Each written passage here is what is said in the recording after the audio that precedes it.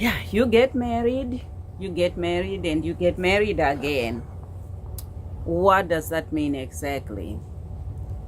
Does a person have to get married 2-3 times? Of course, I'm not talking about getting married to two different people. I'm talking about getting married to the same person, but more than one time. What does that mean to anybody?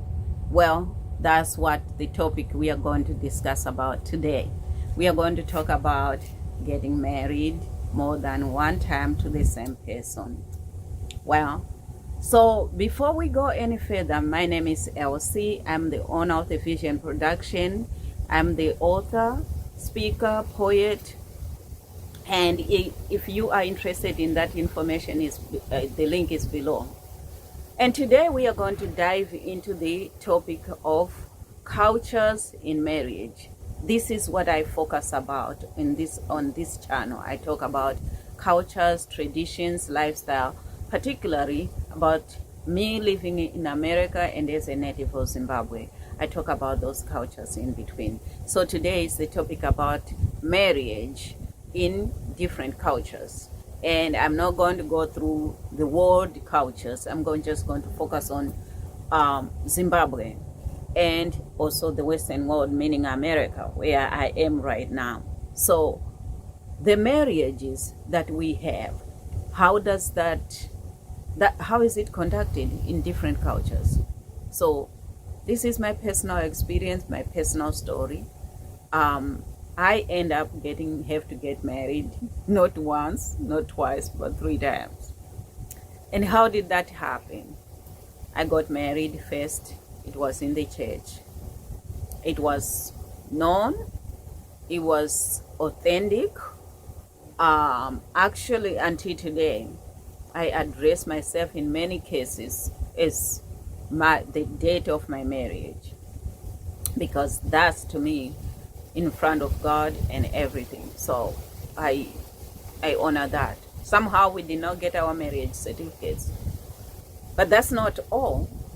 When I had to go home and I had to tell my family I'm about to get married, there's no any other way to say that besides having a ceremony. And that ceremony is what really in our culture we call a person is married. And if they are going to have a wedding later, they are going to have whatever else, they are going to have some grand wedding or whatever. That's something that's going to come later.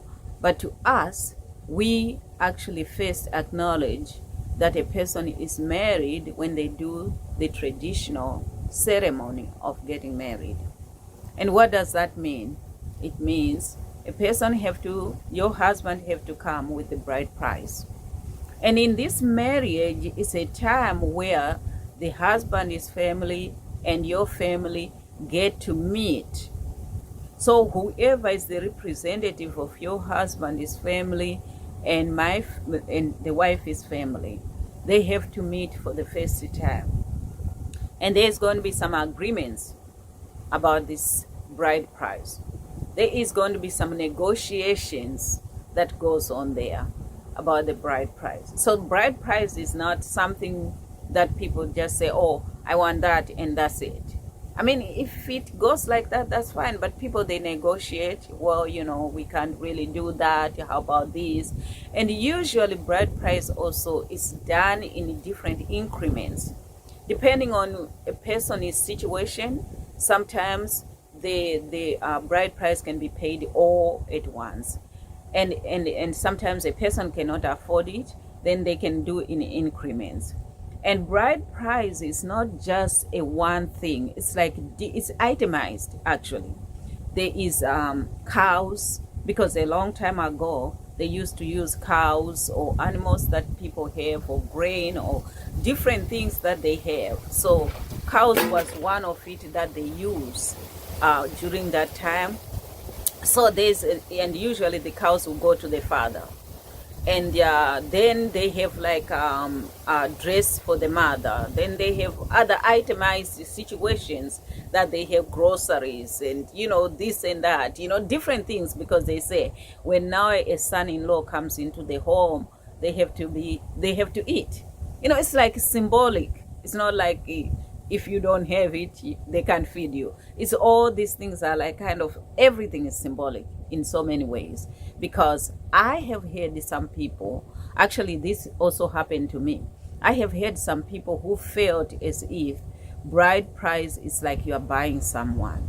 Bride price is not buying someone. There's no way you can buy a person. I think we all understand that. But bride price is a symbolic way of bringing two families together. And this is their way. This is other people's ways. My husband, when I told him that, we have to do this ceremony and you have to come up with the bride price, he said, I can never tell that to my father.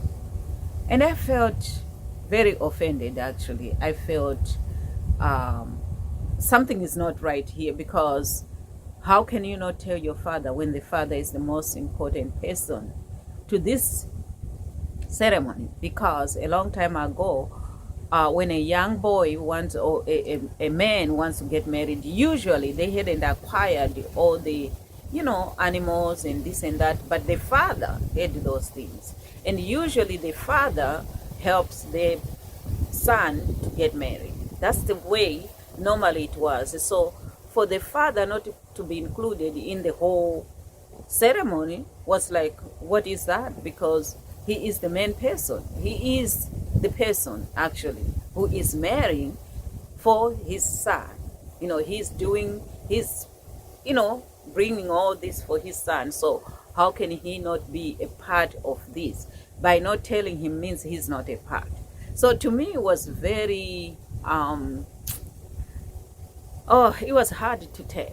It was very hard because I didn't understand that. But when I understood, it's their ways. I don't know their ways. I didn't know their ways then. We went on ahead with the ceremony. My husband was not, like difficult to say, okay, if this is the way how you do it, let's do it. He did. We went on with the ceremony. We finished. I am very happy. I feel I am married. I can tell people I am married. But when I arrived in America, I wasn't married. It was again my father-in-law. My husband introduced, well, this is my wife. And my father-in-law looked at me and said, are you married yet? And I was thinking, what? What is he saying? Are we married yet? Of course we are married, according to me, right? But according to the Western world, no, we were not married. We didn't have the paperwork.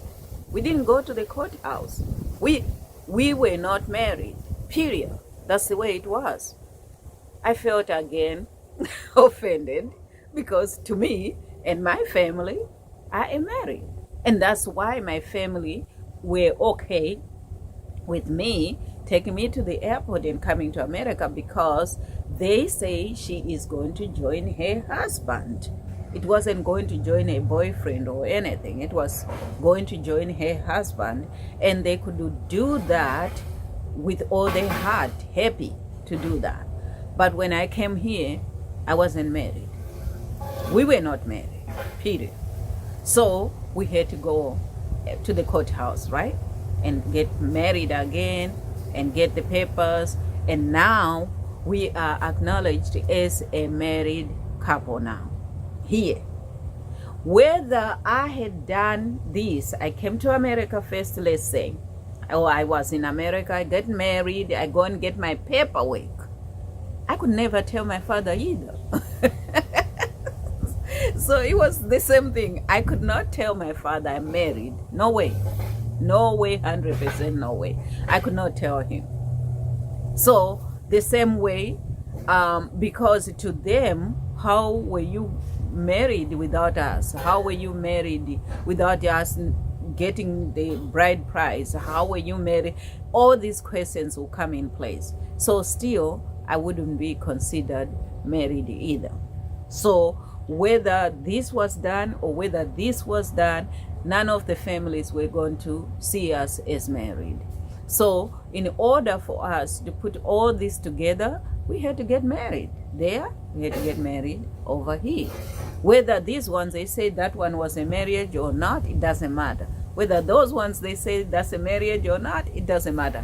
But the most important thing here is that we put all these cultures together and we manage to bring everything together. And now we can say we are married to both sides or both worlds. We can announce ourselves as married. So that was very, very important for us to do that. So this is about culture. This is about understanding culture and tradition. It's not about whether this is right or this is wrong or this I would do it this way or whatever you think. But the point is that these cultures that in most places they need to be maintained.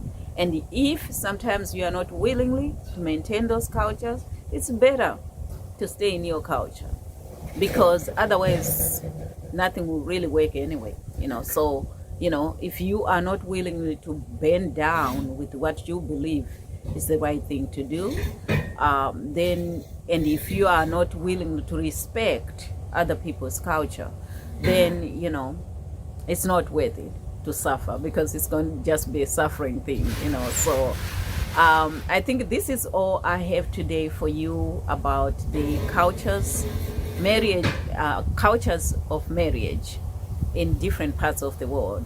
And this is a particular about Zimbabwe and also America. So my personal experience. And if you want to hear more about how this ceremony goes about or any other question, please put that in the comments below.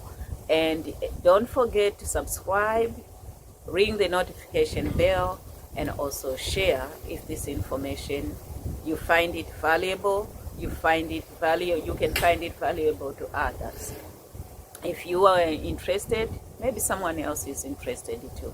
So don't forget to subscribe. Take care now. Thank you so much for watching. Bye.